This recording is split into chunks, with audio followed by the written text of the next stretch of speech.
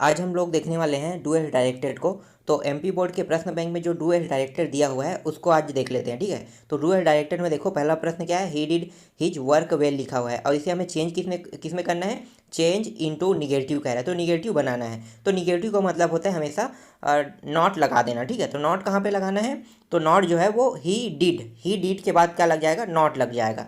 तो he did not do his work well, ये इसका निगेटिव बनेगा, ठीक है। ये इसका आंसर है। दूसरा देखते हैं, the boy is my cousin, the boy has won the race. तो यहाँ पे क्या करना है, इसे कंबाइन करना है दोनों को, ठीक है। तो कंबाइन करने वाला है, अब कंबाइन सिंपल सी चीज़ है कि कंबाइन करने वाले में ज़्यादा टेंशन लेने की जरूरत नहीं है, सीधा दोनों को दोनों क्या कर दो, एक साथ कंबाइन कर दो। तो कैसे करना है, तो देखो मैं आपको बताता हूँ, ठीक है। The boy is my cousin, who, यहाँ पे हु मैंने लगा दिया, ठीक है, हु लगा के कंबाइन कर दिया। तो यहाँ पे कौन सा सहायक क्रिया लगाना है ये नहीं बताया है, तो अपने हिसाब से जो भी लगाना चाहते हो लगा सकते हो, ठीक है। तो यहाँ पे मैंने हु लगा के बनाया है, who has won the race, ये इसका आंसर हो जाएगा।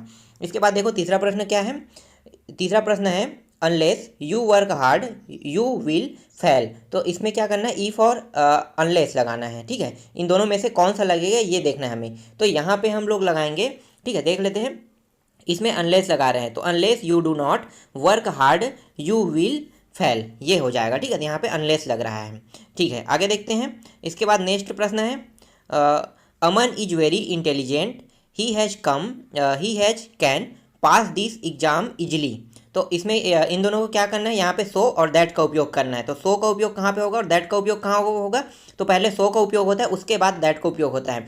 तो हमेशा जो सो है ना वो हमेशा इज के बाद लगता है। तो देखो यहाँ पे है अमन इज सो आ जाएगा, वेरी इंटेलिजेंट, उसके बाद इंटेलिजेंट के बाद आपको क्या लगाना है, दैट लगाना है। तो इसके बाद दैट लगाओगे, उसके बाद दैट के बाद पास द एग्जाम इजिली लिखोगे, ठीक है। ये इसका आंसर हो जाएगा।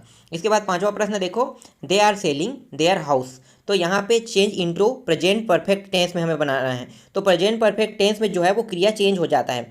तो यहाँ पे क्या लगा है, यहाँ पे आर लगा है, आर की जगह में क्या लगेगा, आर जो है वो है प्रेजेंट कंटिन्यूस। तो कंटिन्यूस से हमें डायरेक्ट किस में जा रहे हैं, परफेक्ट में जा रहे हैं। तो परफेक्ट में जाएंगे तो परफेक्ट में क्या होगा, हैव और हैज का उपयोग होता है। तो यहाँ पे हैव और हैज इन दोनों में से कोई एक लगेगा। तो दे आर की जगह में क्या लग गया, दे हैव, और सेलिंग ये लिखा हुआ है, ठीक है, सेलिंग। तो सेलिंग क्या है, इसका पहला क्रिया है। लेकिन जब तीसरा फॉर्म में जाते हैं, प्रेजेंट परफेक्ट, ठीक है, परफेक्ट वाले में जाते हैं, तो वहाँ पे क्रिया का थर्ड रूप लगता है। तो थर्ड रूप क्या हो जाएगा, सोल्ड हो जाएगा, ठीक है। तो यहाँ पे आपको लिखना है आंसर में they have sold their house लिखना है, ठीक है। ये इसका आंसर हो जाएगा। इसके बाद छठवा देखो, सी स्पीक्स द ट्रूथ लिखा हुआ है, ठीक है। इसको चेंज किस में करना है, निगेटिव में करना है, सिर्फ नॉट लगाना है। लेकिन यहाँ पे कोई क्रिया दिखाई नहीं दे रहा है कि मतलब सहायक जो शब्द होते हैं वो।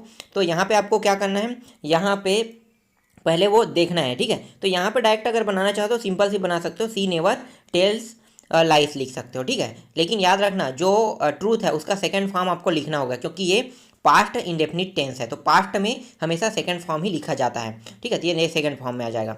दे have been playing here since morning. तो यहाँ पे करना है हमें, चेंज करना है, change the sentence into past perfect continuous tense में चेंज करना है। अब पास्ट परफेक्ट कंटिन्यूअस टेंस इसको कैसे बनाएंगे, तो इसका आंसर हो जाएगा दे हैड बीन। देखो दे हैड बीन आ जाएगा ना, पास्ट में हैड बीन लगता है। तो they had been playing here since morning, ठीक है। ये इसका आंसर हो जाएगा। इसके बाद नेक्स्ट प्रश्न देखो, अगला प्रश्न क्या है, he is too ill to go school लिखा हुआ है, ठीक है। इसमें सो और दैट का उपयोग करना है। तो मैंने पहले ही बताया था सो का उपयोग कहाँ पे लगाना है, इज के बाद। तो ही इज सो, ठीक है, ही इज सो टू आइल, ठीक है, टू को हटा देना है, यहाँ पे टू नहीं लगेगा। He is so oil that he, इसके बाद दैट आ गया, आइल के बाद क्या है, दैट, आइल मतलब बीमार होना, ठीक है। तो that he can not come to school, ठीक है, ये इसका आंसर हो जाएगा।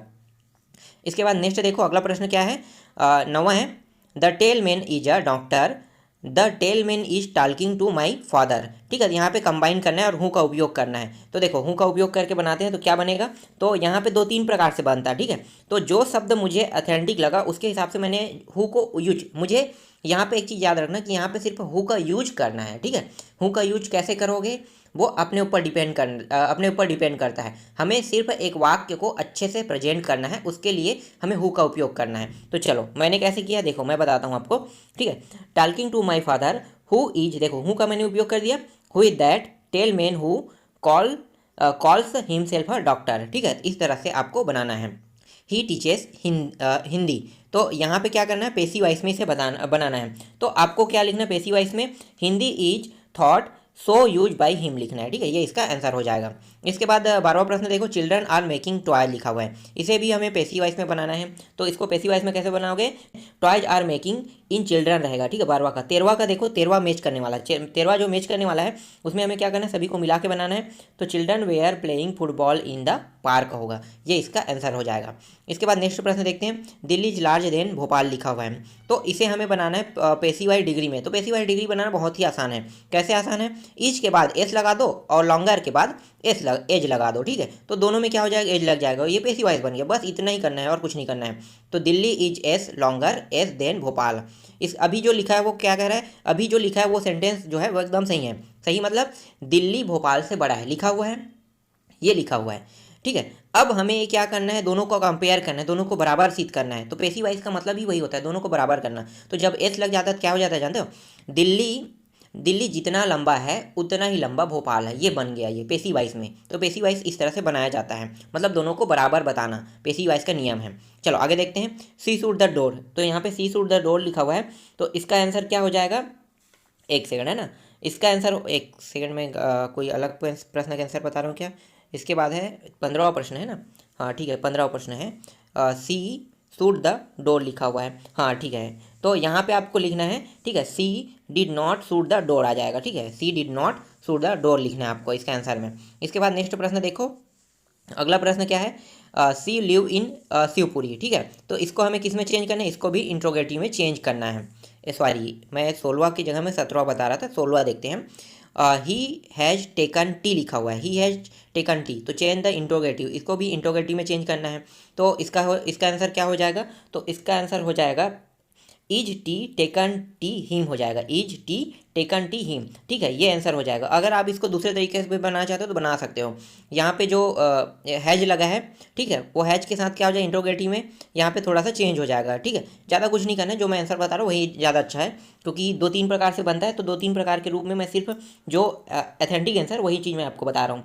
ठीक है, चलो आगे देखते हैं 17वां प्रश्न, सी लिव इन शिवपुरी लिखा हुआ है। अब आते हैं 17 में, सी लिव इन शिवपुरी, तो इसको किस में चेंज करना है, इंट्रोगेटिव में चेंज करना है। तो इसका आंसर क्या हो जाएगा, इंट्रोगेटिव मतलब प्रश्नवाचक चिन्ह लगाना। ठीक है, तो यह प्रश्नवाचक वाला बन रहा है, तो यहाँ पे did C live in Shivpuri लिखना है। ठीक है, ये इसका आंसर हो जाएगा। 18वां देखते हैं, Anita read the Ramayana every day. ठीक है, तो यहाँ पे निगेटिव लगाना है, सिर्फ निगेटिव में बनाना है। तो क्या लिखोगे, Anita do not read the Ramayana लिखोगे। ठीक है, ये इसका आंसर हो जाएगा। उसके बाद एवरी डे जोड़ दोगे इसके साथ। ठीक है, ये हो गया इसका आंसर। इसके बाद है tea is too hot to drink लिखा हुआ है, तो इसका आंसर क्या हो जाएगा, इसका आंसर हो जाएगा T is so hot that drink हो जाएगा, ये हो जाएगा। तो हमने यहाँ पे सो और दैट का उपयोग करना है, मैंने पहले ही बताया था। ईच के बाद सो लगाना है आपको, टू को कटा देना है, टू का कोई मतलब नहीं होता। टू जो है एक क्रिया है, उसको लगाने के पहले बताया जाता है कि यहाँ पे सो लगेगा, और यहाँ पे फिर उसके बाद टू लगा है, उसका मतलब ये बता रहा है कि यहाँ पे दैट लगेगा। ठीक है, तो ये बता रहा है कि कहाँ कहाँ पे हमें यूज करना है। ठीक है, यहाँ पे इसीलिए टू दिया रहता है। इसके बाद देखो 20वां प्रश्न क्या है, 20वां प्रश्न है, unless it rain we shall go to school हो जाएगा। ठीक है, अब यहाँ पे इफ या अनलेस लगाना है, तो इसमें क्या लगा सकते हो, देखो इसको बनाने के दो तरीके हैं, फिर मैं बताता हूँ। इसको भी मैं क्लियर नहीं बता सकता कि ये इसका आंसर होगा, लेकिन I will not come if it rains, ये इसका एक आंसर हो सकता है। दूसरा आंसर है we we will come to school if it rains, ये दोनों में से कोई एक आंसर इसका आंसर होगा। ठीक है, मैं क्लियर नहीं कह सकता, मैं आपको सिर्फ इसीलिए बोल के बता रहा हूँ। चलो आगे देखते हैं नेक्स्ट प्रश्न, if she does not come on time the teacher will punish her लिखा हुआ है। इसका आंसर क्या हो जाएगा, यहाँ पे इफ और अनलेस दोनों लगाना है। ठीक है, दोनों में से कोई एक लगाना है, तो इसका आंसर हो जाएगा unless you come on time the teacher will punish you हो जाएगा, हर की जगह में यू आ जाएगा। इसके बाद देखो नेक्स्ट प्रश्न क्या है, अगला है हमें कौन सा देखना, 22वां प्रश्न देखना है ना। तो ही इज नॉट हैप्पी लिखा हुआ है, तो यहाँ पे हमें क्या रहना है, एट लगाना है। ठीक है, तो सीधी सी बात है, बट या एट दोनों का उपयोग कर सकते हैं हम लोग। तो मैं यहाँ पे बट और एट दोनों को लगा के बताता हूँ। ठीक है, कहाँ पे लगाना है, दोनों जगह में वही जगह पे लगेगा। तो ही इज रीच, ठीक है, एट और यहाँ पे बट भी लगा सकते हो, ही इज़ नॉट हैप्पी। कई बार बट लगा के भी आ जाता है, बट लगाना कहाँ पे, तो बट यहीं पे लगाना है जहाँ पे हमने एट का उपयोग किया, ठीक है। चलो आगे देखते हैं नेक्स्ट प्रश्न। They played will, they could not win the match, ठीक है। इसको भी कंबाइन करना है, लेकिन यहाँ पे जो शब्द यूज करने के लिए कहा है, जो थॉट को जो उपयोग करने के लिए कहा है, उसका मैं उपयोग करके बहुत सारा सेंटेंस बनाने की कोशिश किया, फिर भी इसके उपयोग करने से कोई एग्जैक्ट आंसर नहीं बन रहा था, तो मैंने इसे छोड़ दिया हूँ, ठीक है। तो इसका आंसर मैं आपको नहीं दे पाऊँगा, फिलहाल जब मिल जाएगा तो मैं कमेंट बॉक्स में छोड़ दूंगा इसका आंसर, ठीक है। आगे देखते हैं। Hindi is not so difficult as English, तो इसको हमें बनाना है कंपरेटिव डिग्री में बनाना है। तो कंपरेटिव डिग्री में बनाओगे तो क्या लिखोगे, he is not so difficult as English, तो इसका आंसर हो जाएगा English is more difficult than Hindi हो जाएगा, ये इसका आंसर होगा। इसके बाद 25वां प्रश्न देखो, ही थॉट इंग्लिश लिखा हुआ है, तो इसको हमें चेंज करना है, प्रेजेंट इंडेफिनिट टेंस में चेंज करना है, तो इसका हो जाएगा ही टीच्स इंग्लिश हो जाएगा। तो इस तरह से जितने भी डू एज डायरेक्टेड है उन सभी का मैंने आपको आंसर प्रोवाइड करा दिया है, तो आप लोग अच्छे से तैयारी इसका कर लेना।